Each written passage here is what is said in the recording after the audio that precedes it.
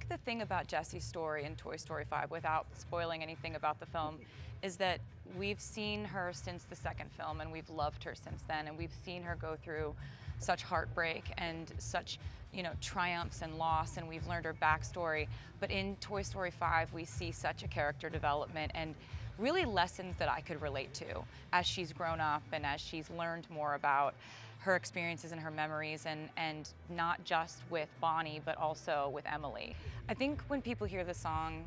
I Knew It, I Knew You, at the end of Toy Story 5, I think that it would be really awesome if they thought of somebody that they had amazing memories with that they haven't seen in a long time, or someone that they miss, knowing that that person could come back into their life, or just the feeling that sometimes people's paths diverge, and that doesn't mean that that's the last time that you get to feel those memories or know that person. And sometimes when you look back on your childhood, those memories, that's special in itself. It means so much to me to actually be a part of this film in some small way, just because it's such an incredible world of imagination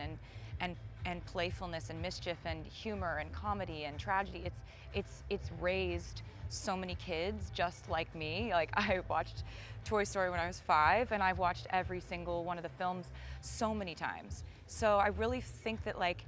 to be able to be welcomed into something